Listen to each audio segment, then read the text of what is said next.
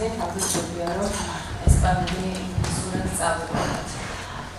and gentlemen, good evening. Let me welcome you all at this public debate organized by Boell Foundation today at a very interesting topic which covers the electoral challenges of Georgia's democratic development and whether it's a test for the efficiency for Georgia's neighborhood policy and relations with the EU. I think it's a very good format that Boell Foundation traditionally provides for a lively exchange, and I very much hope we will have a very interesting exchange today as well. More so, we are having this panel practically shorter than 2 weeks ahead of the elections. So there are very many acute issues that we probably will be covering today. I will not take your time to elaborate why these elections are important. You're aware of many factors and the complex of these factors, both internal and international. But we all know that the expectations and interest is very high, not only domestically, but also internationally. Actually, I'm representing also the Eastern Partnership Civil Society Forum National Platform of Georgia, which is the largest association of NGOs currently in Georgia, with our 114 members. And just 2 days ago, we had a big conference where, along the same lines, we decided to discuss the very important questions of current election environment and expectations with the election in light of European integration. Actually, there were two major points, and I hope today our speakers will also consider that. What does it mean in the elections? How it is important for Georgia's European and Euro-Atlantic quest, if you wish.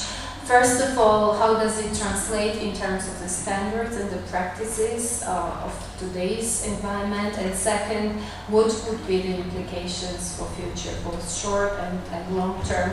I recall here a very important statement of the EU high officials, Madam Ashton and Commissioner Viola from 3rd of September, who said that these elections and the way it is conducted will largely determine the quality and intensity of Georgia-EU relations, and the stakes are actually quite high. So I will not now go into detail. I hope we will have a possibility, because today we have a good panel where we can give a floor to the civil society, to Georgian government, and to the European view, and I'm sure we will cover all major aspects. From my side, I just want to make one little comment, that the civil society today is quite vibrant in Georgia. We're quite demanding on the standards and the values, and sometimes it's not actually, not sometimes, but never it's a matter of political taste when we try to achieve some breakthrough or bettering of the situation. It's about whether we agree to live and actually aspire towards the European standards. And all our actions are absolutely aimed at improving the situation. So this is why we talk about concrete issues of administrative resources, media, election day challenges, and there we seek the support of our partners and friends in Europe and elsewhere. And this is also the way to somehow mitigate the very tensions and polarized environment that we very often speak about in Georgia, to somehow demystify these unrealistic expectations or these black and white visions of the election environment, or some kind of messianic expectations we say. I think we should be very pragmatic and absolutely think how to improve things even in this given short period of time. It's my pleasure today to introduce to you our distinguished speakers. I will start with our guest, Madam Viola from Cramon, who is the member of the German Bundestag, the German legislative body. She is the member of the Alliance 90, the Greens, and she's the speaker of the faction on the European external relations, and she's very knowledgeable of the issues in the South Caucasus, and I know she follows these developments very closely. So I'm very keen, and I think I speak of you as well, to hear her reflections and opinion, how the processes are set in Germany, and what are the expectations from there. Let me welcome our distinguished guest, Mr. Giorgi Kandelaki, the member of the Georgian Parliament and the faction National Movement. He's also the deputy head of the External Relations Committee, and we're keen to listen to the government's assessment. And finally, last not least, as we say, I'm particularly pleased to introduce you our today's speaker from civil society, one of the leading civil society organizations, Georgian Employers Association, Mrs. Tamar Chugoshvili, who is today reflect upon the civil society views on how does elections matter for Georgia's European integration prospects. So I stop it here, and I pass the floor with a common consensus among the speakers, as we have briefly discussed. It slightly changes the agenda, but I will hand it over to my colleague Tamar Chugoshvili to start with her reflections. Thank you.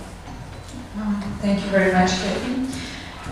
So if you allow me, I will more concentrate on evaluation of pre-election period. It is a great challenge to try to fit all this picture in 10 minutes. It is very difficult because it was very intensive period and a lot of things going on. And actually, it started not on October 1st, which was official announcement of the pre-election period, but it started much earlier. So even last year, from probably October last year. So very active political processes started many months ago. So during all this period, we have seen different developments, and it's very difficult to fit all this in 10 minutes. But I will try to highlight the most important things that our observation mission was the points that have been pointed out during our observation mission. So to start with talking about the equal opportunities with the political parties, because we know that the most important is to provide some equal opportunities and fair approaches from the state institutions to the different political parties, and otherwise it is very difficult to create a fair pre-election period. And there are a lot of concerns in that sense, and we have expressed these concerns many times. But what is the general overview, and what is the general conclusion that we could make was that problem, and I will just then bring some particular examples to well explain what I mean. But the general impression is that in this pre-election period, it was not competition between political parties. It was not just political parties competing, but it was state competing with the oppositional political parties. And this was the biggest challenge in the pre-election period, because it is impossible to have equal opportunities, it is impossible to have fair playing ground if the state is involved in favor of one actor, one political party, then it's impossible that others would have the same opportunities. I'm not saying that we haven't observed a lot of violations from the opposition. We have observed a lot of violations of law from opposition as well. But we have observed the violations from the ruling party as well. The problem was that approach from the state institutions, which are requested to react and reflect on these kind of things. Their approaches have been very selective. To start with use of administrative resources, for example, which was one of most, just the biggest problem, probably, in this pre-election period. So we have observed, and I'm not referring to the very narrow understanding of administrative resources, but some state resources which have been very much involved in this election period in favor of the ruling party. For example, state budget.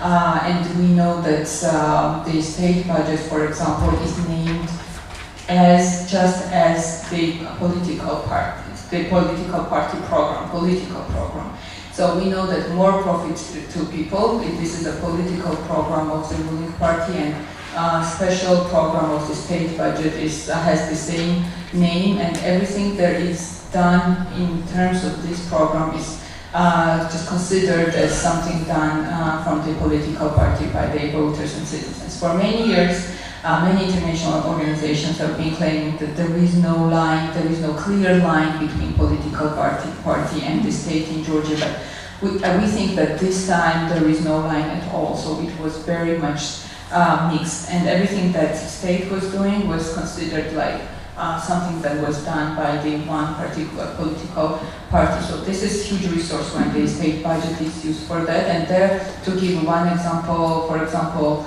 the student summer program for the students. During this program, several hundreds of students have spent 1 week on seaside resort in quite expensive hotel, and the campaigning was going on there in favor of the ruling party. According to our legislation, this could be considered as illegal donation. And in this case, the state audit institution or Chamber of Control, former Chamber of Control, was supposed to react on that just as it was reacting on violations of the oppositional parties, but there was no reaction. So this is one example, but we could refer to many budget lines, and we could refer to many programs that have been financed from the state budget, but in reality it was something done in favor of the ruling party, not the long-term program which would solve some problem in the country. Then the mass participation of the civil servants in the pre-election campaigning, and unfortunately, as we have been reported several times, sometimes it was going against the will of these people as well. So they were, we have many reports when people have been requested or demanded by their supervisors to collect, for example, signatures in favor of the ruling party, although these people were not eager to do so, but they have been requested to do so. So, of course, the law provides opportunity for civil servants to participate in education, but of course, this shouldn't be forced. They shouldn't be forced to do so. But we had examples when they have really been forced to do so. The problem is that, or for example, illegal fundings and illegal donations in favor of the political parties, and mostly illegal donations were made in case of opposition. But the problem is that the monitoring state institution, state audit institution, which is supposed to apply law equally without selective approaches, and which should act without any political motivations. For these months, since January 2012, we have observed them really following the oppositional parties while they didn't properly react on violations coming from the ruling party. And this is very clear because we have applied with huge number of the applications when we have identified some illegal expenditures or donations in favor of the ruling party, but there was no proper follow-up on that. Meanwhile, we have seen there fines coming from this institution against the opposition in amount of hundreds of millions. And sometimes there was a single evidence really providing a proof that illegal action really happened. Unfortunately, these kind of examples also exist. And the most unfortunate here is that the final decision in these cases have been made by the courts. And there was for this month, there was no single judgment from the courts that would be in favor or partially in favor of the opposition. So everything that was initiated by the state audit, the judgment was in favor of the government or the ruling party. So this, we think that also expresses very well that the courts have been making decisions which were politically motivated, unfortunately. Then to talk about ITAF or IATF, the Interagency Task Force, this state interagency institution which is supposed to react on this kind of violations or use of administrative resources. They have been, they did better job than the Chamber of Control, for example, this is clear. They have had several positive recommendations. For example, they have requested from the local authorities and representatives of the local authorities not to engage in agitation and in campaigning during the working hours, or to remove the campaigning materials from their websites and some others.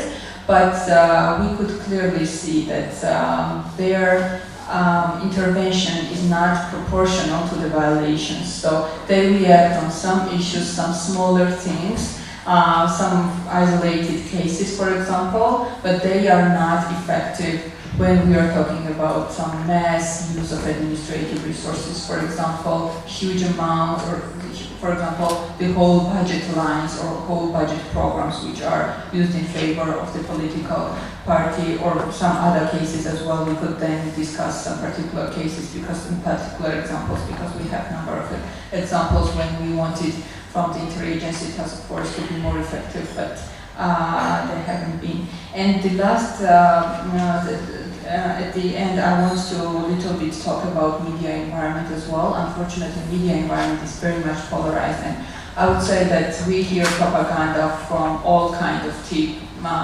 TVs. So from some TVs we hear pro-governmental propaganda, from others more pro-oppositional, but there is a clear lack, or simply there is no balanced, not media, but TVs are the biggest problems. And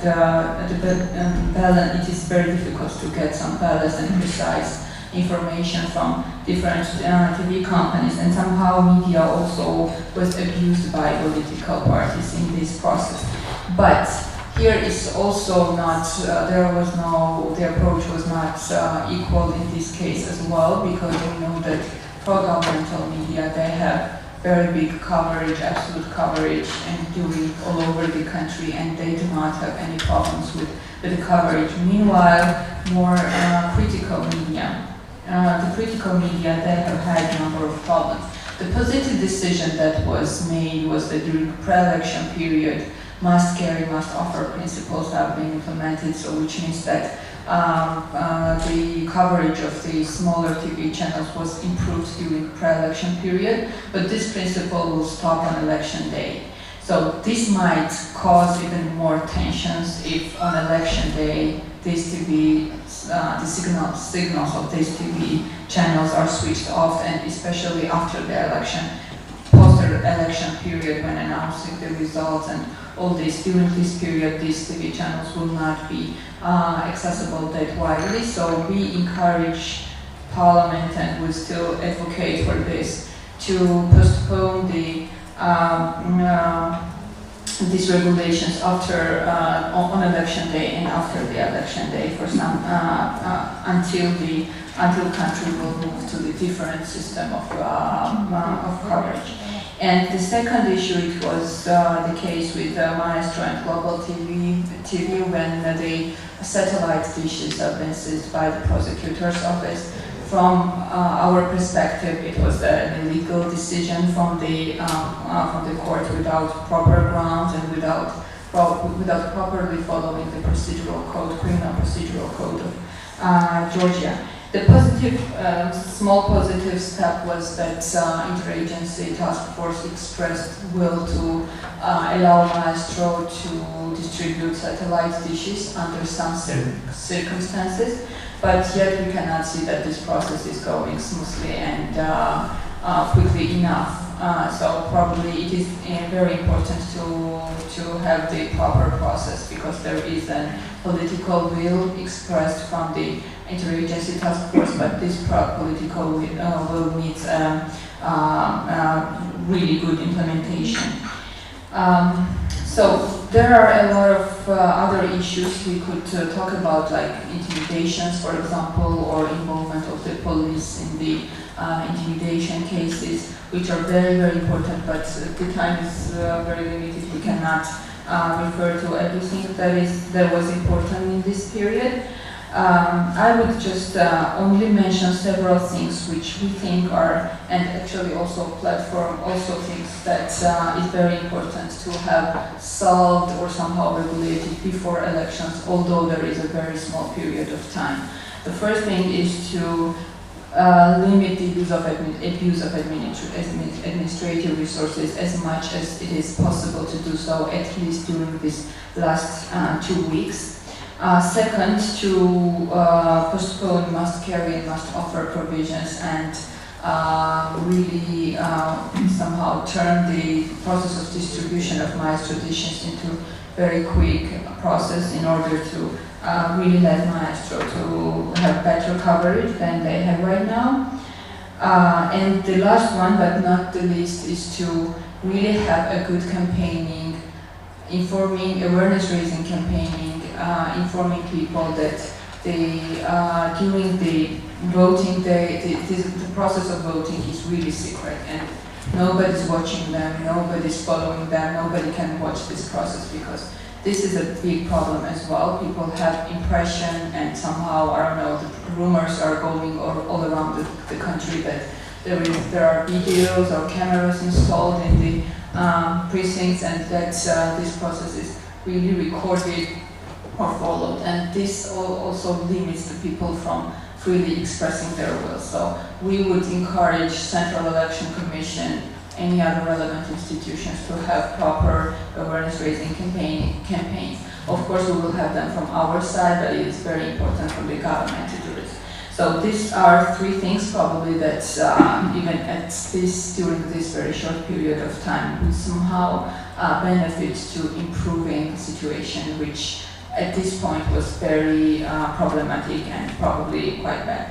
So this is all from my side. Thank you very much. Thank you, Tamar. And I understand it's a challenge to fit in time because it's a very, very difficult topic and a complex, let's say, complex thing. And thank you for pointing out all major points where we agree with wider civil society. I would add only one. We called upon all the actors of the election process, starting with the government, who naturally has more responsibility as it determines the electoral environment, to political parties and to media, to take it with a particular responsibility in the time that has been left until the elections, and consider that further polarization or escalation of tensions would not be in the interest of anybody because it has its own threats. So I would like to hand it over to Mr. Giorgi Kandelaki now to share with us his visions. How does he see the electoral environment, election day, the challenges and its implications for European integration issues? Please, go ahead.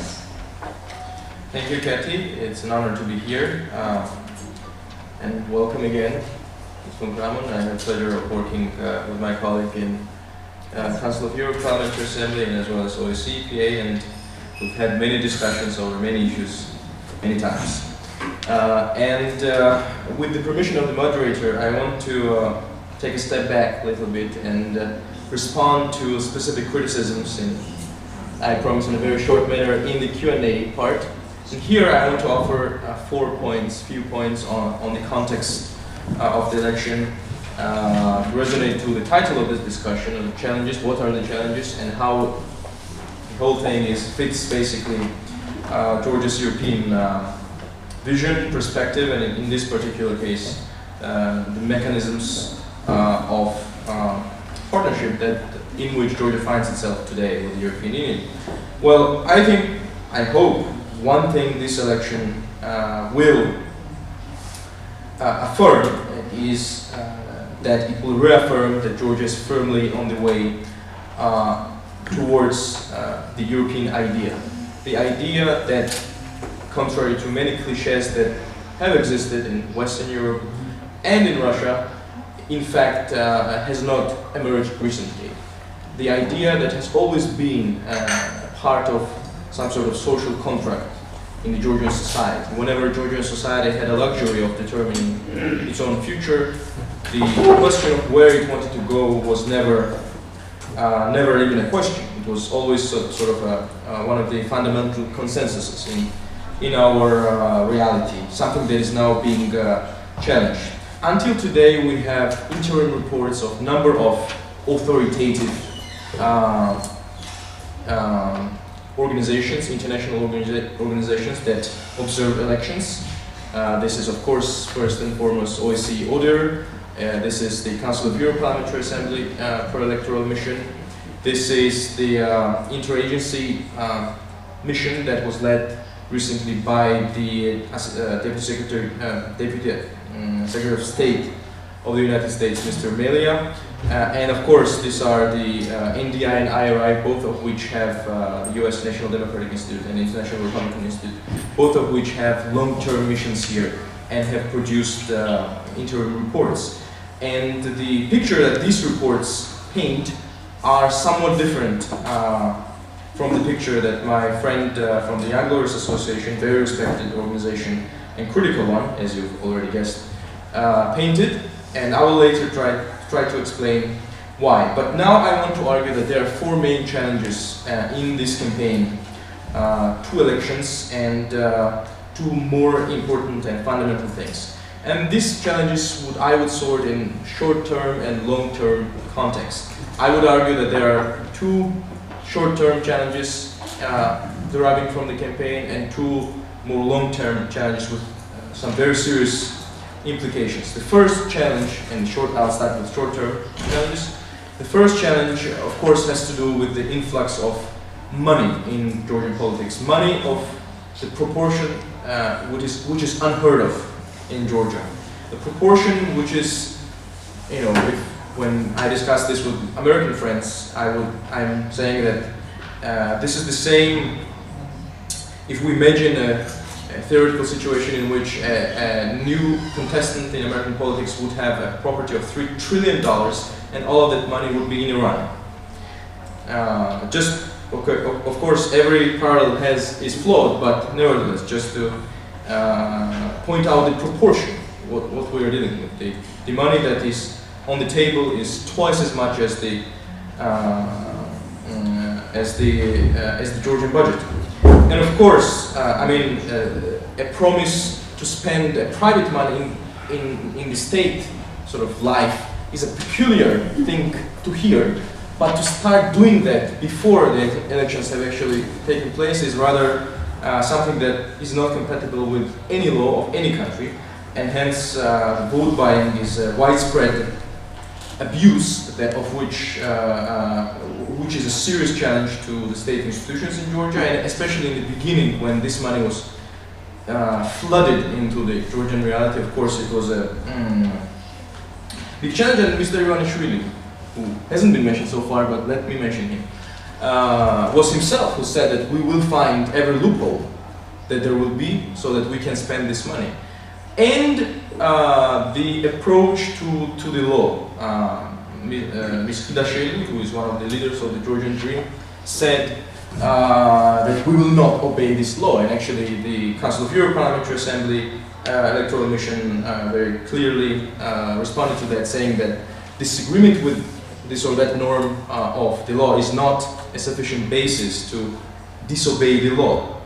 The second short-term worrying sign, concern, is the very wide and consistent campaign of non-recognition of the election results even before the elections have taken place. All international stakeholders have reacted to this campaign, have recognized this campaign, and have urged the Georgian Dream to promise that it will, and last one to do that was European Union Commissioner on Neighborhood and Enlargement, Mr. Viola, who urged Mr. Ivanishvili to promise that he will recognize the election results, provided they are validated on the one hand by the Central Election Commission, and on the other hand by the authoritative international election monitors. And I stress the word authoritative, and I will explain in a bit why. The signs or the components of this campaign include saying, for example, by Mr. Ivanishvili, that they will get 80 to 90%, saying that I promise to you that I will be your prime minister, addressing to the Georgian people. It includes consistent and sometimes truly amazing attacks on some of the institutions international partners and friends of Georgia that have earned their reputation throughout the years, such as the NDI, for example, and attacks not only on the polling that the NDI has been doing for many years, long before Georgian Dream appeared, but also personal attacks on its director, Mr. Navarro, who, by the way, back in the day was Chief of Staff of Joe Biden, the Vice President of the United States, Mr. Giorgi, who is one of the faces of the Georgian Dream, and excuse me for this quote, said Mr. Navarro suffers from Down syndrome and that he's a little dog.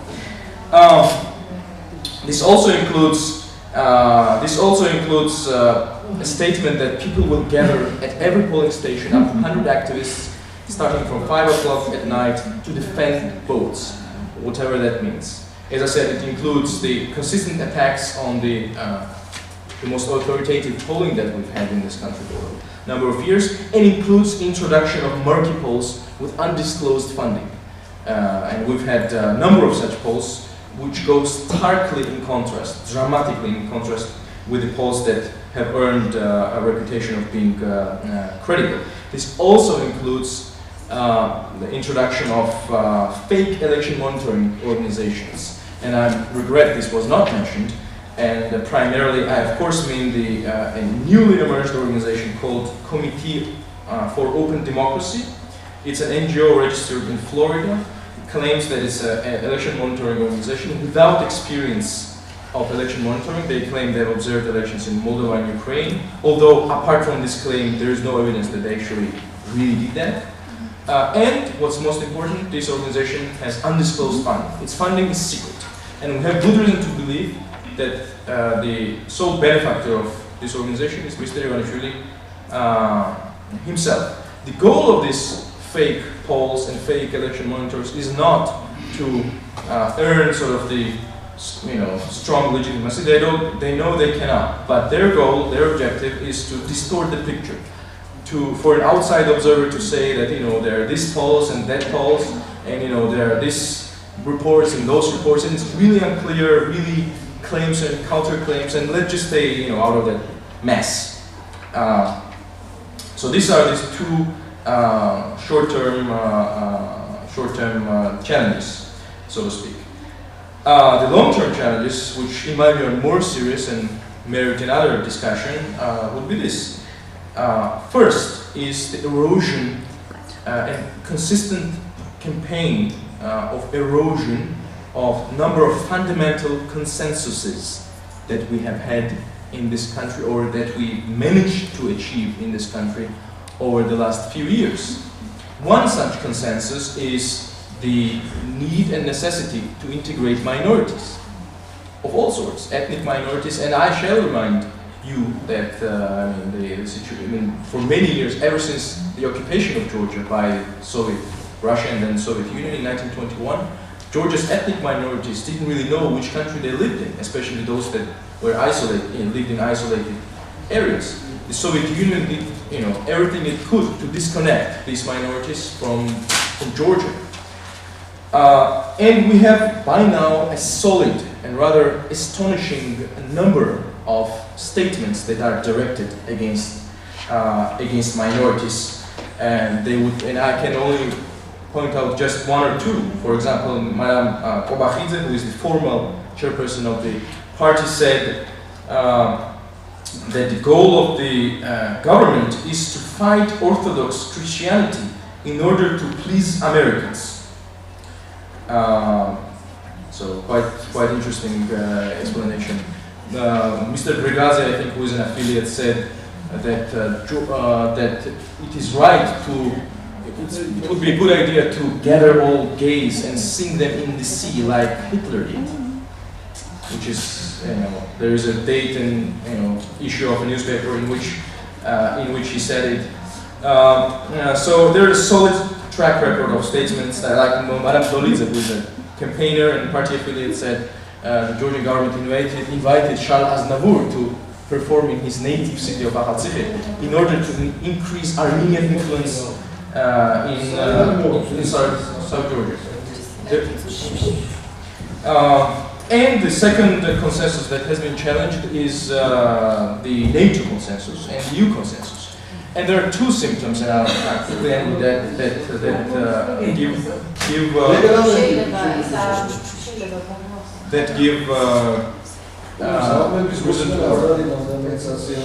give reason to worry. First is the presence in the coalition of openly anti-Western parties, and this is Georgian Forum, led by Mr. Sanikidze, and industrialists, led by Mr. Tupadze, who until this day remain distinctly anti-Western in their rhetoric, and in this case, anti-NATO. And the rhetoric of more sort of the members of the coalition who are perceived as more sort of pro-Western, more or less, for example, Mr. Alassania, who are saying that basically the road to NATO lies through Russia, that we should first normalize relations with Russia, as if the burden of responsibility rests on Georgia, and then join NATO. Well, simple logic suggests that that's logically fraudulent thesis, because every example that there is suggests the opposite. The Baltic states were able to improve significantly their relationship with Russia.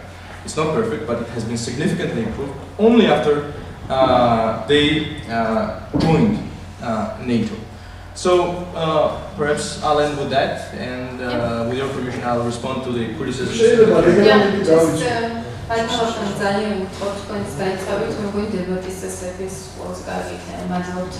Thank you very much for your presentation.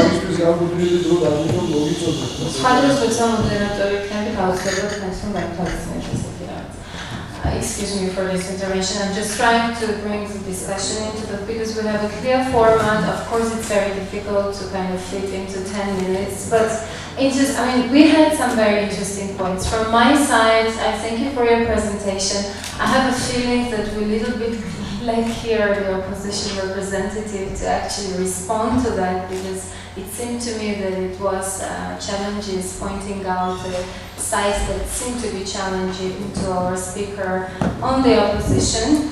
I will not comment now, except for saying about one of the challenges that you pointed out about using the specific terms and hate speech, and unfortunately sometimes terms that are not good or pleasable for anybody, especially civil society. And I must admit and remind that unfortunately we hear it from many sides, and not always from opposition, and very, very often also from the government, including serious allegations. Hate speech, you hear hate not speech? really, I mean the hate speech, but it would be also some serious allegations against the competitors. Sometimes. Allegation and hate speech are different things. Yeah, but the thing is, like, I just want to reinforce your point and say that this terming from any side absolutely escalates the tensions and cannot be in the interest of any political subject. So let's extend it to everybody. And the very first one, where I asked a point about fearless correspondence, because we talked about that, and I feel responsible to kind of respond to that. We discussed this issue with the EU ambassador the day before yesterday at the conference, and we had in media this news that this Commissioner Viola would make it a precondition to meet with Mr. Ivanishvili if he had joined the point on accepting the results of the elections. And then there has been a kind of this information machine, the elections from the sides, but the point is that, and I think Tamar would make it more clear, but at the point when this charter of code of conduct was presented by civil society, the opposition party, also government party at some point, and the opposition party, particularly Georgian, twice declared that they would join, including the point of acceptance of election results. And maybe you can, but I think we should move on now to the. I was just reflecting upon this particular point because this was raised as a question. I feel really responsible as a civil society actor, but we can discuss, and I'm very pleased now to give the floor to our, for today, last speaker. Very important to hear what you would think and how you would reflect about the challenges or about the prospects of Georgia's EU integration. So please go ahead, Mrs. Cramon. Yeah, thank you, Katie. Thanks for all the other contributions already made here on the panel tonight. I think there will be a very passionate discussion after all. I like that. This is how we do it in Germany, and I think this is worth going for it here in Georgia, of course, too. First of all, I would like to stress that we, from the European side, from the European Union, we would love to see a stable partner as the country of Georgia as itself.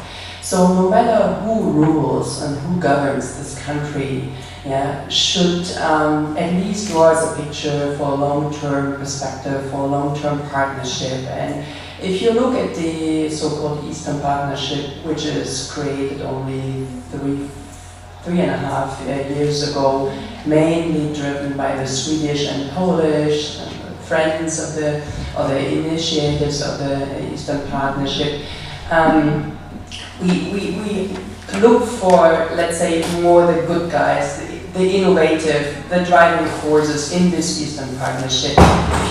If you look around, I mean, there's Belarus, wow, you cannot expect too much from them. There's Azerbaijan, you know better than I am how the situation, the political situation is right now in Azerbaijan. Ukraine is not on the increasing, it's also on the political decreasing tendency and so on and so forth. So we really need Georgia as a potential stable partner in that. But what I would like to stress how the political situation looks right now is that currently 75% of the seats in the parliament is in the hand of the UNM, and it's so also in the hands then of Saakashvili, of course. He controls right now every local government legislator. Every major appointed governmental official is either a party member or is the supporter of the party. So that means that the UNM or Saakashvili himself holds most of the formal and also of the informal power in his hands. There are only, and if you look carefully through the list, there are only a few people placed on the UNM list without the direct approval by the presidents. So that gives you a little bit of the character of the UNM and of the kind of power, where the power is located in this country. But what we would like to have is really a multi-party system, a vibrant, not only civil society, but only an opposition in parliament who could control this government and who is able and has the tools to control the government. What is really necessary to step forward for kind of real democracy.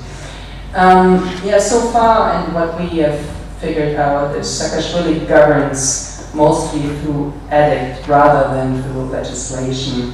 He makes key decisions himself with his closest advisors rather than through consultation with the parliament or even with his cabinet of ministers.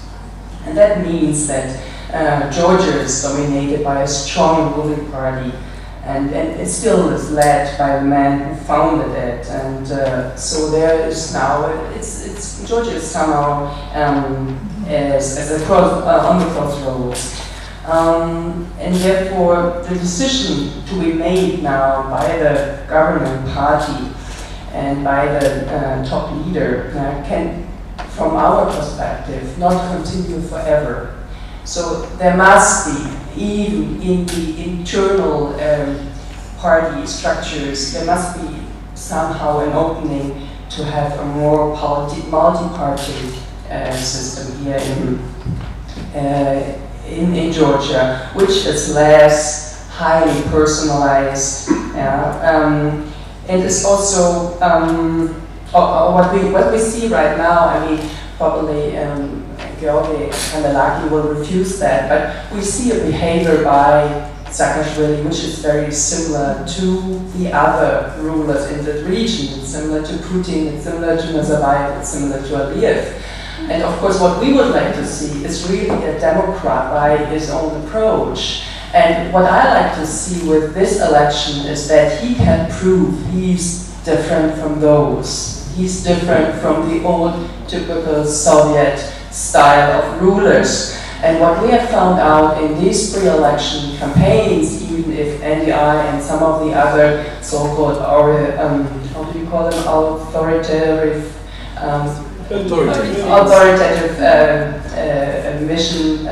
observing missions, they might have so far some modest interim reports, but I'm pretty sure that the closer they watch the process which is going on in this country, the more critical they will become. I at least hope so.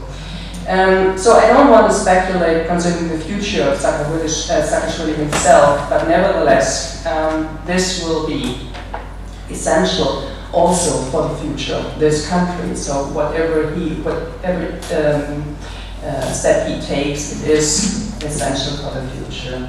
We, as Europeans, as Germans, as Greens, have the expectation of really an independent, at least, market for media. And this is more what we have seen now and what Giorgi mentioned with the must carry, must offer principle. This must be more than just limited up to the election day. Of course, there must be a principle behind it. You have to understand what is going on. It's not just that there's one or two channels mostly dominated by the ruling party, by the state, by the government, and the other one in the private hand of the opposition. No, it's not. It should be more. And I know it is a long process. I cannot see that by tomorrow, but I would like to see the steps toward the right direction and at least the achievements being made to create an environment to that. And all we have seen now is that you defend yourself with the huge flow of money which was coming in. Interesting enough that the money wasn't a problem as long as Mr. Ivanishvili was on the side of Saakashvili. Nobody really mattered about this money was flowing into this budget and was taken for granted. It was no criticism at all. This is, I think, very, very interesting. So of course, I don't want to defend Mr. Ivanishvili. I don't know him enough. I don't know his intentions. Of course, everybody needs to be critical about anybody, and so I am. But at least I think to create somehow an opposition, a powerful competitor to the ruling party for this country is more than enough. And I see the problems with let's say what you call the breaking the laws and not corresponding to the maximum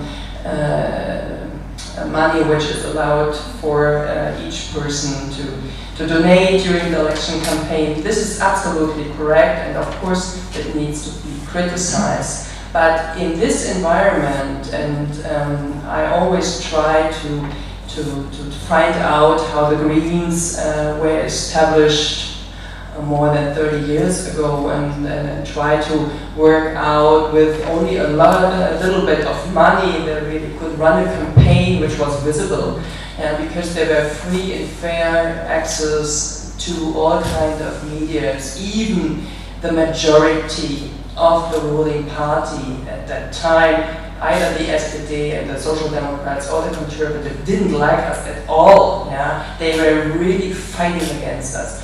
No, nevertheless, we got the chance, and we got the threshold in '82, and we had the first seats in the federal parliament. And this is what I also would advise to the opposition here, and what I have in mind as a stable partner. I mean, don't risk too much. Even if you have the feeling there is a fraud and it is manipulated in some sense, especially the whole pre-election campaign, of course, is not treated in a way what we have all heard, how you would imagine it would be. But nevertheless, the risk to turn a whole country down in terms of bringing people on the streets, I'm very cautious. So at least try to take the opportunity within the parliament and show what kind of alternative program you would offer. And Mr. Kandelaki said, of course, from his view, very skeptical and critical way of this new approach, which I think is right. Yeah, I mean, you have a bad geography and you cannot deal with it, but at least you have to work with it and you have to find a way to somehow talk to your neighbors. If you just refuse to do that, you are in a trap. And not only for economical sense, but also, as you said correctly, for political reasons. So if you want to solve any kind of your political problems, I would always advise, I'm not pro-Russian, not at all, I'm more critical than anybody else in my political group in Germany. But nevertheless, in this geographic situation you are located, there is no chance just to ignore. I don't think this is the way to handle. But we can discuss any more details maybe later in the discussion. Thank you.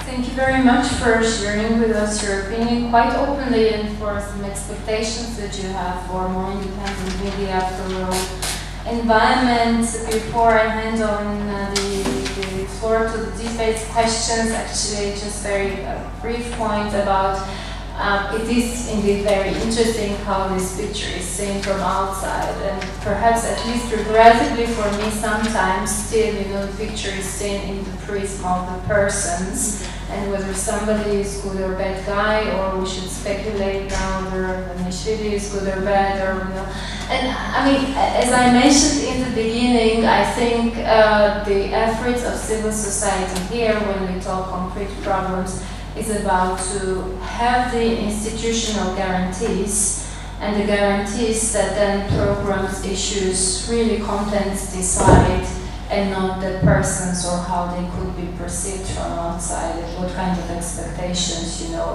outsiders or insiders would have in that regard. So just to go step by step and have that the system works for itself without, speculations about the persons. I open the floor for the discussion, and I hope that you will keep it very brief for the sake of time and for giving the floor to our great speakers to respond. And I think there are lots of points already to discuss. Thank you. Marian, did you have a question? Yes. Actually, I have a question. Oh, you need a microphone? You need a mic.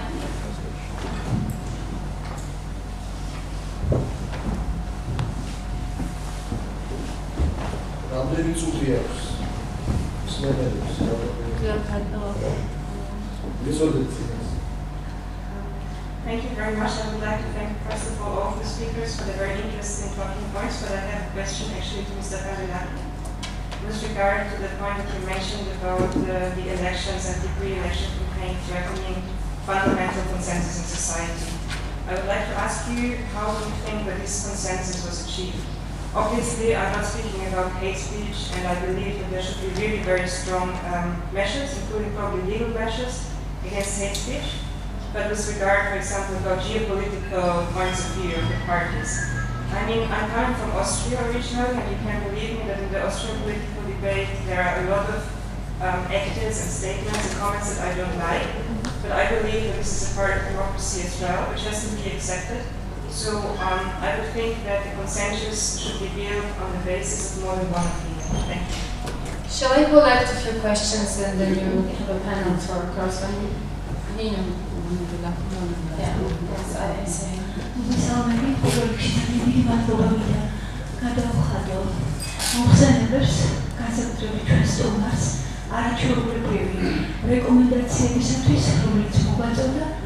და მინდა ბატონ გიორგის დაუსვან კითხვა. თქვენ ისაუბრეთ გამოწვევებზე, რომელიც დღეს არსებობს. დღეს ჩვენ შევიკრიბეთ იმისთვის, რომ ანალიზი გავუკეთოთ, თუნდაც აი სიტყვით იმისი გახდა, ბრძოლის კუთხით რა გეცდება. მე მაინტერესებს თქვენი თავრობის ხედვა, ან მართული პარტიის ხედვა, როგორ ამიცილოთ ის საფრთხეები, რომელიც ჩვენ წინაშე დგას, ამ ორი კვირის განმავლობაში, როგორ დავძლიოთ, როგორ დავიცვათ ჩვენი დემოკრატია საერთოდ ჩვენს ქვეყანაში, როგორ მივახციოთ დემოკრატიულ არჩევნებს.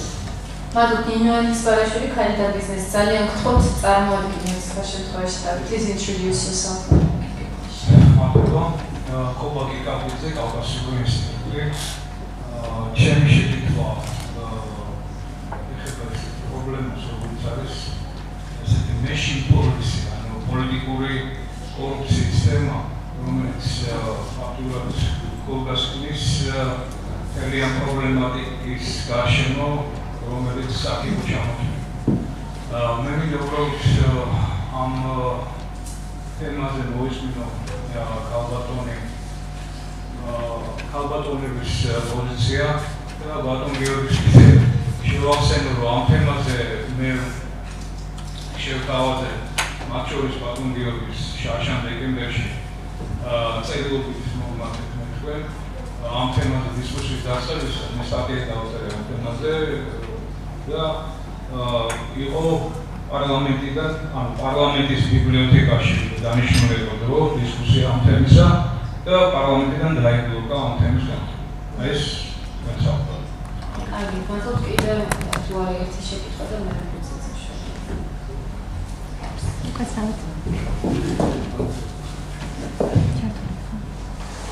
მე პარლამენტისთან მოვკითხა, თქვენ ჩამოთვალეთ რიკა ზაკაშვილი ჟურნალი ლიბერალი, თქვენ ჩამოთვალეთ თქვენი მხრიდან ან მართლ პარტიას რომ მიაჩნია გამოწვევად, ეს ყველაფერი გასაგებია, უბრალოდ მე მეინტერესებს რა არის თქვენი პასუხი მთელი იმ გამოწვევებს, რომელიც სამოქალაქო საზოგადოების მხრიდან ამაში ახალგაზრდა იურისტთა მხრიდან განშერებული, კონკრეტულად არადანაბარი ადმინისტრაციული რესურსების გამოყენებისთვის თანაბრობის პრინციპით აღოვა და კიდევ არათანაბარი.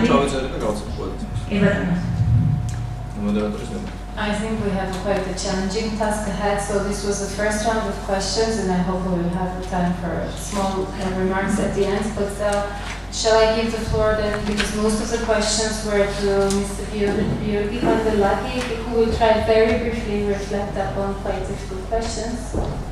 Promise.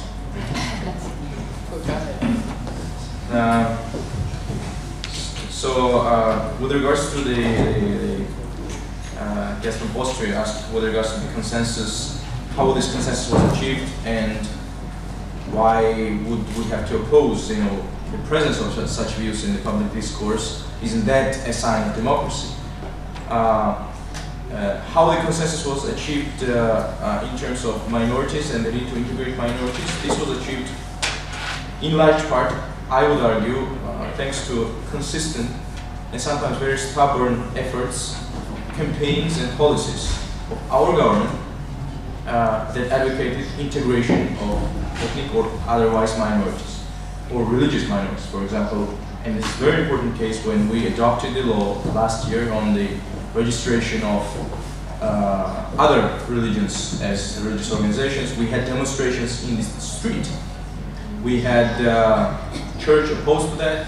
And every single supposedly more democratic leader, including people whom from the opposition side you would mostly come up with, not only remain silent but opposed the government and said, Mr. Al-Assani, for example, that the president must have vetoed the law, and it was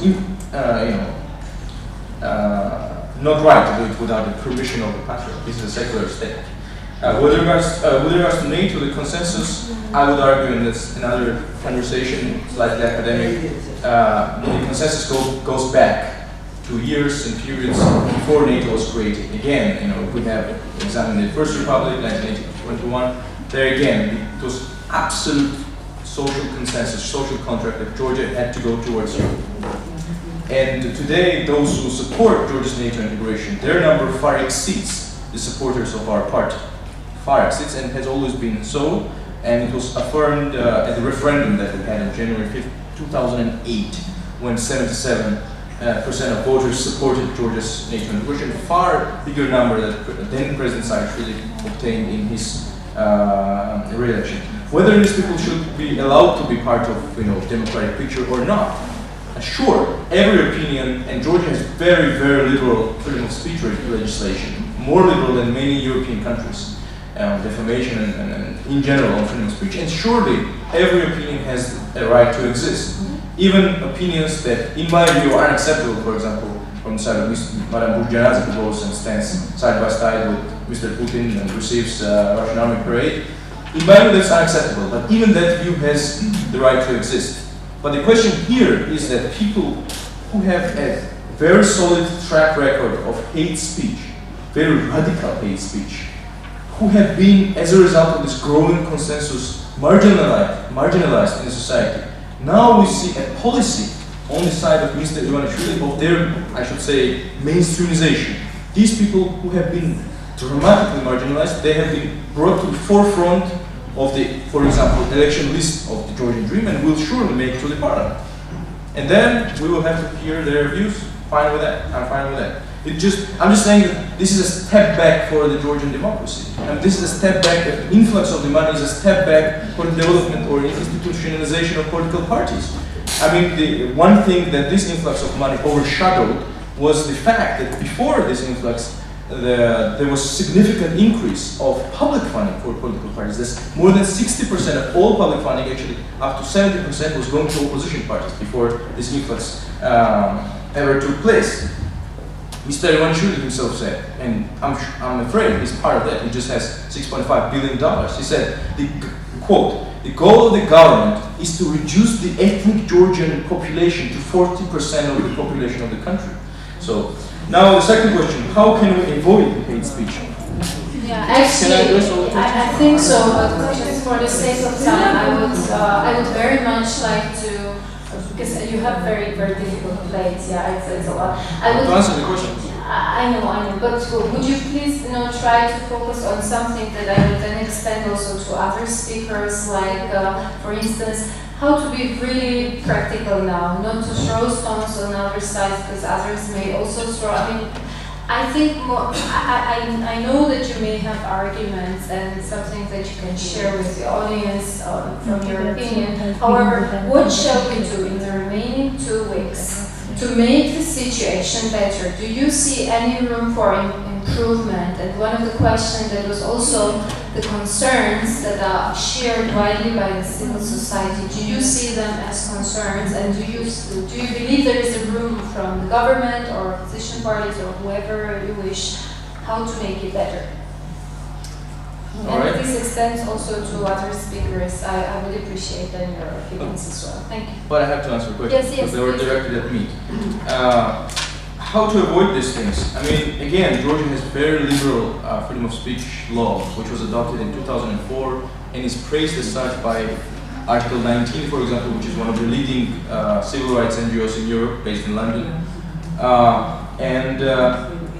The way we can prevent these things, I mean, again, because we have liberal laws and we do not have intention of tightening the freedom of speech laws because we are a young democracy, and we have to rather develop political culture and political parties. I'm afraid this is the realm of self-regulation and the realm of hate speech. And it was, part of the code of ethics that we proposed, and the NGOs and I was very happy for that, supported that to avoid hate speech. But unfortunately, we do not see the decrease of the proportion of this hate speech. But this is something that the parties have to impose upon themselves and realize the responsibility they bear before the society, before the state, because having your own state is not a kindergarten, and we didn't have this state for a very long time, and not all people who are active in politics realize that. Political corruption, მე არ მაქვს ინფორმაცია იმ შესახებ, რომ რა დისკუსია დაიწყო პარლამენტში, შეგიძლია ამ დისკუსიის შემდეგ ვსაუბრობ მე ენთუზიაზმურად მე ხარს დავუჭერ ასეთ დისკუსიის გამართვას პირადად. And with regards to the specific criticisms that were raised, and how to improve them, if you can see ways. I would have to address them one by one, as short as possible. I can do that later. I mean, it's upon the moderator. Yeah. Should I do that now? Yes, you can do that shortly. We would be interested. Yes. With regards to budget and the spending of budget and the presentation of budgetary spending as a political party thing, I mean, again, this is a very, in my view, a statement which is blown out of proportion. Every government in the run-up to election draws attention to what it did during the term in office. This is part of democratic politics. We have introduced months ago, years ago, legislation that would curtail some possible abuse of budgetary spending. One such limitation was that the limitation of 2 months of the illegality of coming up with new budgetary expenditure items, and that limitation is observed, with the exception of extraordinary cases, and we had huge flood in Kakheti, by the way, and this was an extraordinary case. But then there was an instance when a ruling party member was sanctioned. It was, I think, a senior official, because he didn't ensure that the people who one of the people who were delivering the state aid to the victims was in the party T-shirt, although that's not per se illegal, so the person was sanctioned. Now the claim that on the illegality of donations, again, I mean, I'm very sad that there is this temptation to in cases when things are black and white, to throw equal responsibility on parties, like in hate speech. I mean, one party has a solid track record of hate speech, and our party has a solid track record of integrationist, if you will, propaganda. How can you say both sides, had to blame? In the same as here, when there was the case of fines, I mean, 60 persons were fined for illegal donations to the Georgian Jews, when there were undisputed cases. Very strong cases, when people without jobs, without employment, without income, without any record of any wealth, donated tens of thousands of lari. In our case, and then some people with sort of not proper donations were fined in the case of the national movement, United National Movement, and they were fined. So the national movement returned this money to the budget, and they were fined with money worth more than 1 million, I think 1.5 million. So to say that the interagency task force only deals with short, sort of small-scale cases, while again all these authoritative institutions and all their everybody, the MDI praises the work of the interagency task force as the effective mechanism to address the shortcomings. And I can go now and start listing in which particular cases the interagency task force recommended sanctioning of state officials or the supporters of the ruling party. I mean, it's really an overstatement. With regards to the media environment, I think this is very, very important. I mean, again, we have assessments in all these documents, and it was rather curious thing to hear from Ms. von Cramon that they might be a bit balanced now, but you expressed confidence that they will become harsher in the future. It's quite an ambitious prediction, but let's wait and see how they are finalized and the final documents to these organizations, and first and foremost all their offers. But when it comes to media, I mean, we were the party that, or in this case, the government requested the European Union to start media monitoring, very comprehensive media monitoring, 7 months in advance. It was started in May, and every month this effort publishes a report which reveals, yes, the polarization is revealed, but then the devil is in the details, isn't it? I mean, it reveals, and I'm again sad that this was not mentioned, that the public broadcaster is balanced. And public broadcaster that is funded by Georgian taxpayers has been receiving, very solid number of appraisals. Sure, there's always room for improvement, but it has been receiving these appraisals from everyone that there is. Then, with regards to the balance and hearing propaganda from both sides, I'm afraid I don't really get what does propaganda from both sides mean. Sure, there are channels. Sure, no, I need to finish this. I mean, sure, there are channels which have pro-government editorial policies, and channels that have.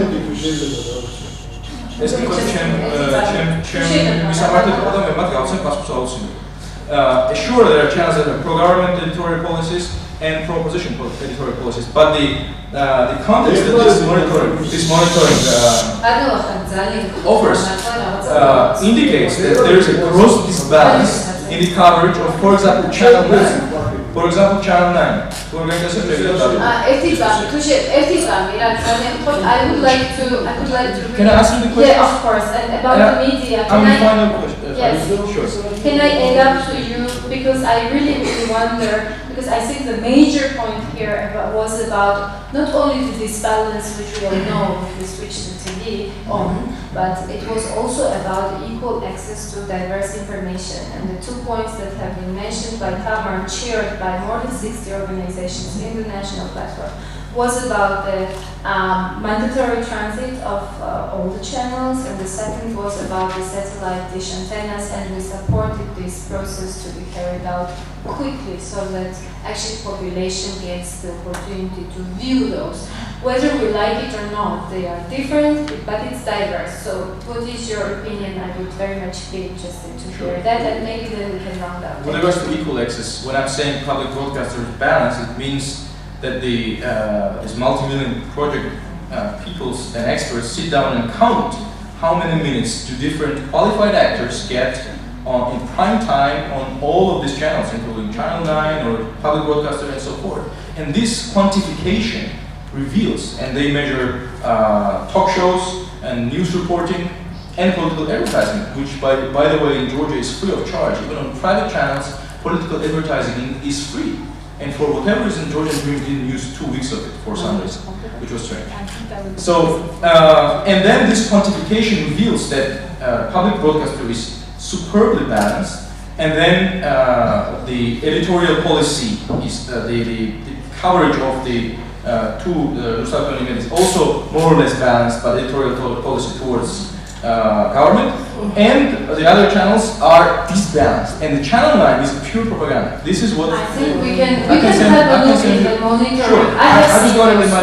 I also have seen this monitoring on results. Channel 9, have you seen on Channel 9? On Channel 9, I have to be I've also seen on Maestro. I'm not defending anything, but I'm only suggesting that everybody can really see that. Absolutely. You can direct them to the link so that we can move on, because it's my duty today to control also time, and I really urge you, please. I apologize that I've taken so much of the time, but since the questions are to me, I'm trying to do my best.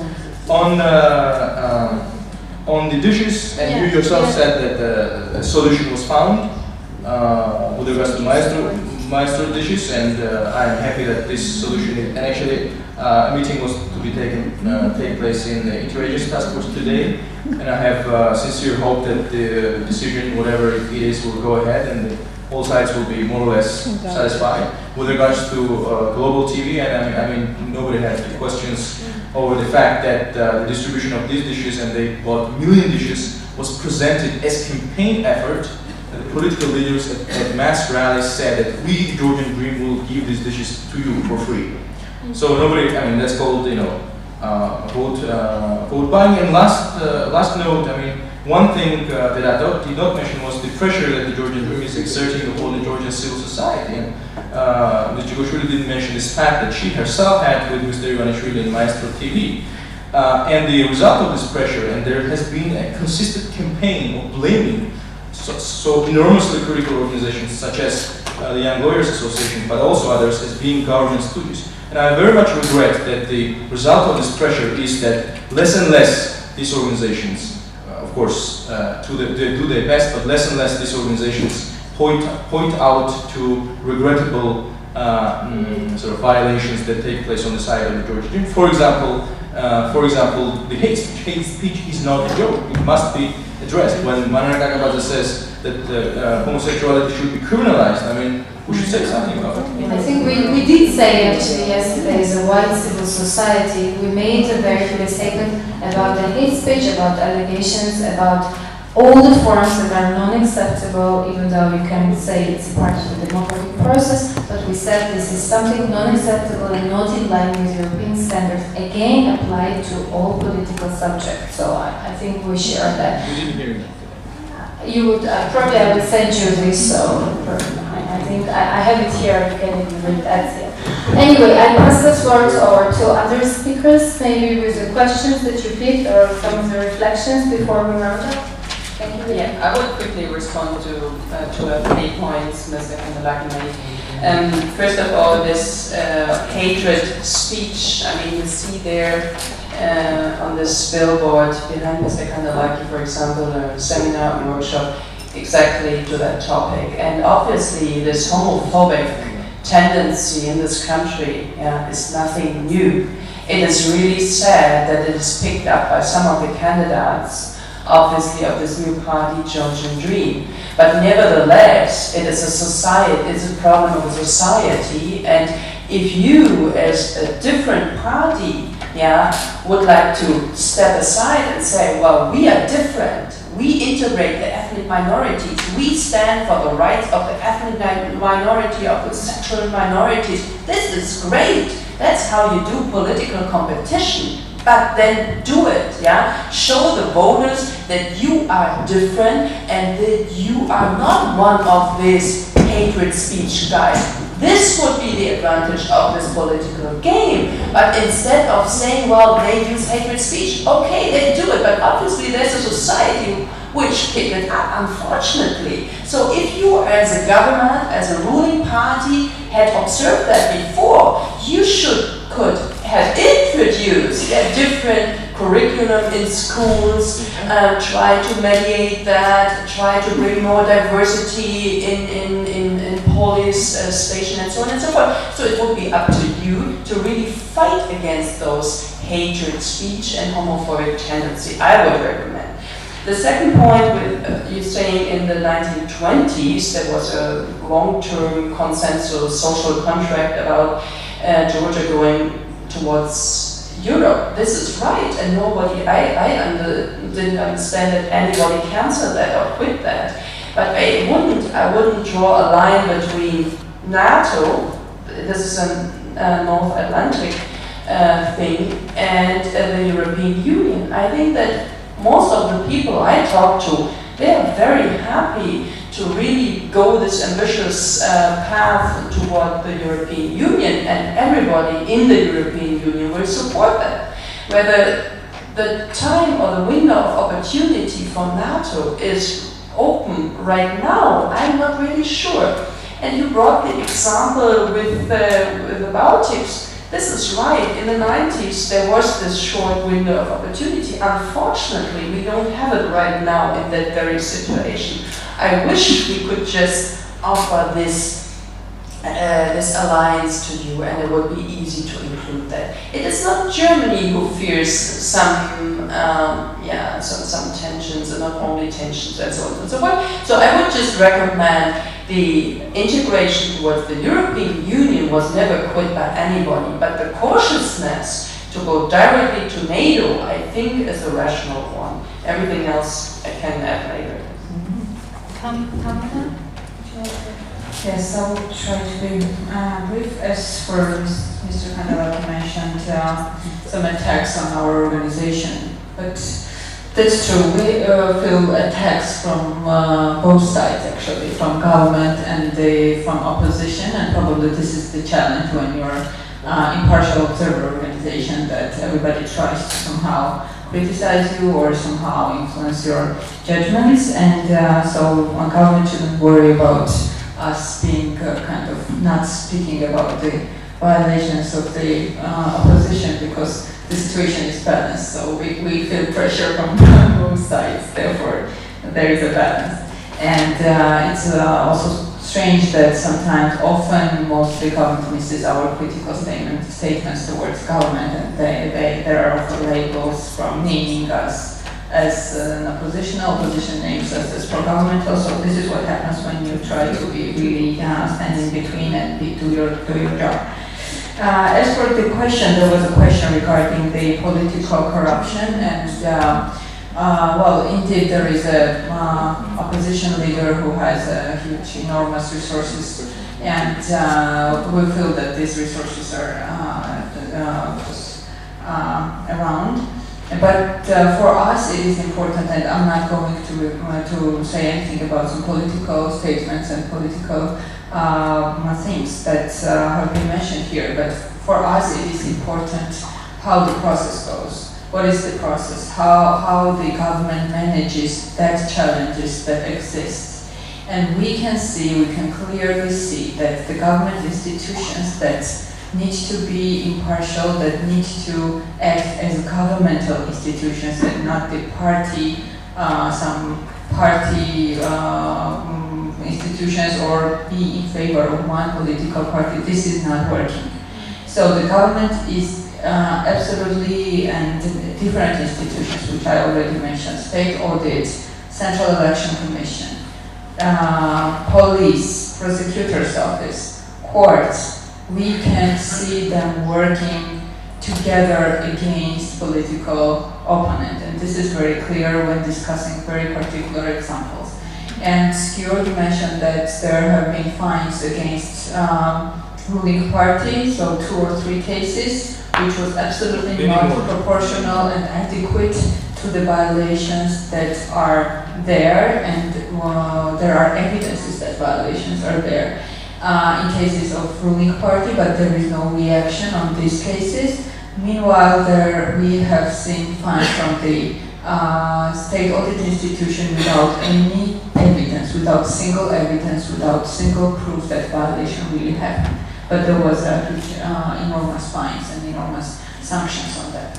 So this is very clear. It is impossible right now to discuss all the particular examples, but what we see right now is that, okay, maybe there is a political actor with bad political intentions, but this does not mean, and we think that at least this is how we see the process, this does not mean that whole state should act violating rule of law, violating different laws, violating constitution, and really fight the political actor, but rather guarantee equal opportunities for the political parties and let the parties compete between each other and not to be involved in favor of one political party, because this creates political competition impossible. In this case, we will never have political competition because there will be disproportionate power all the time. Yeah. Okay, Tamar, I have to stop you, but I hate that I have to absolutely round up this. I had one comment since the very first, and I had to take this very short comment over there, and then I would round up. Unfortunately, I have to excuse in front of everybody. I was asked that we have to round up, so I would not like to stop this. I'm very interested. I would love to, but yeah, please go ahead. Thank you so much. I will be very, very short. I have a question. First of all, thank you so much. I have a question to your guest, from Cramon. The title actually of this debate says that the Eastern Partnership is a very important tool for the European Union to direct the 6 European countries toward the democracy, toward the free market, toward the fair legislation. And maybe I will try to discharge this tension out here. I will ask Frau Cramon to evaluate the tools that this partnership, that this initiative provides. And I just had an opportunity to research it a bit in Germany a couple of years ago, and then one interesting concept I find is a concept of a carrot, that country gets a so-called concept of carrot. So country gets a carrot, so to say, some kind of prize, some kind of financial assistance that is not defined how long it can go. And I'm just wondering how can it be used for Georgia to direct it towards democratic development, towards European Union, and whether you can differentiate between the regime, the carrot you give to the regime and carrot you give to the country. Yeah, thank you very much. So I think it's a good question. I mean, I have to unfortunately round up and extend now this question to all of our speakers for their 1 minute roundup remarks. And just say that, I mean, as our topic is indeed today elections and Europe and European integration, of course, I would be today very happy as a civil society actor if we spoke about European standards being applied today, because what parties promises is not starting after October the 1st. For me, it starts now, and I hope and I want to see this practice, in the pre-election campaign. Unfortunately, not always this happens. And to little bit have the extension, how do you see the responsibility of different actors then to live up to those standards as much as possible to make finally the result elections fair and transparent? Where do you see the responsibility of the government, if you wish, political parties, media, or even as civil society? Thank you. So, would you want to start with 1 minute roundup? To cover all these issues?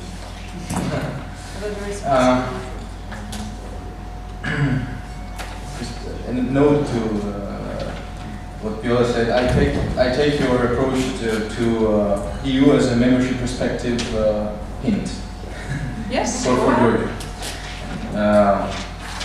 as one of the steps? I think the framework in which the Georgia-EU relationship develops is clearly defined. We are members of the Eastern Partnership, where we are currently negotiating the association agreement, part of which is the free trade, different comprehensive free trade agreement, and visa liberalization, and all of these three items we hope to finalize in 2013.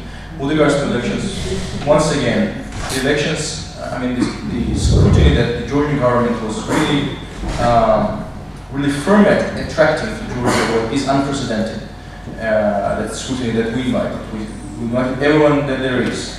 And I think this authoritative institutions are well positioned with their sort of capabilities to monitor all the issues that we discussed today, including administrative resource abuse and so forth, which was, by the way, one of the 4-point code of ethics that we proposed to political parties, and all other issues that we discussed. And I'm confident that if again the Central Election Commission and these organizations, and first and foremost Moderator, validate the election result as legitimate, so should do everyone. And again, I regret that this call was missing from some of the documents that were prepared by some of our civil society friends in the first place.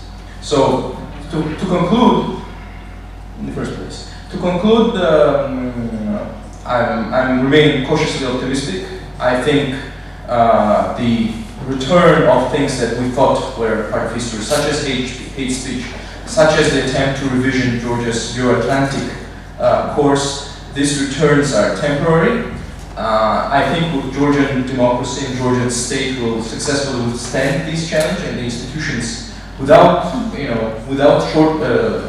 despite the shortcomings, and this is the wording of the, for example, of the Deputy Secretary of State, despite shortcomings, there is a competitive and pluralistic environment. And with this, we will overcome this challenge, and we will reach the goals that are in front of us, and that the Georgian people have ordered us to, or asked us to achieve. Thank you. Thank you. Jill? Yeah. Well, thanks a lot for the question of the European naval politics or policy. After the Arab Spring, there were restructuring of this tool, of this instrument, of the whole concept of that. And I was in Brussels once when Mr. Fuller tried to discuss that with the Greens, with some civil society organization. And actually it was really, really difficult to say what kind of carrots do we definitely have. And Mr. Kandelaki mentioned some of them. I would say one of the best tools we have is the visa-free regime. This is not always being considered as the best tool in, I have to say, most of the countries. For example, in Germany, well, they haven't really discovered that this would be a real carrot to most of the members in the Eastern Partnership. And I would really like to see if Georgia during this election campaign and election day and post-election period can prove that they guarantee to reflect the will of the voters in a way where everybody finds him or herself afterwards. So that we have a more balanced political system, that of course we give them many more carrots than we did in the past. And of course we give them a big incentives to really work for that. So, and I have to criticize the European Union on that, because we were too cautious and we tried to put them all in one bowl, yeah, and then maybe a little bit more, a little bit less, but not really work out and elaborate where Georgia stands and where Moldova now is far ahead in some of the terms, and some they are back, but they really did a lot of achievement to go forward. So what I really hope is, and also what Mr. Kandelaki rightly mentioned, is the DCFTA. Yeah, I don't know whether it really makes a huge difference to the Georgian economy, but I think psychological it would give you a good signal that you are on the right track, and I would like to see that we can work along this line. So The other point, which is important for all of the participants in this European neighborhood politics, is of course to strengthen the civil society. And this is not so much important, I would say, in this country, but really important in Azerbaijan, especially in Belarus. Without having this tool, they don't have a chance to express themselves in any cases. So, but you're right, I mean, we should stronger stress what we have. Do you want to reflect? Or you're fine? So actually, then I have to unfortunately stop this very vibrant exchange, and I have to also express my hope that despite the challenges that we have pointed out, through the joint efforts, and then really it means considering, you know, the views on the other side, because without that it's not possible to really make a participatory environment. We can improve it to an extent that we can not put at stake our European or integration agenda, and of course the internal dynamics of the country. We appreciate the international support.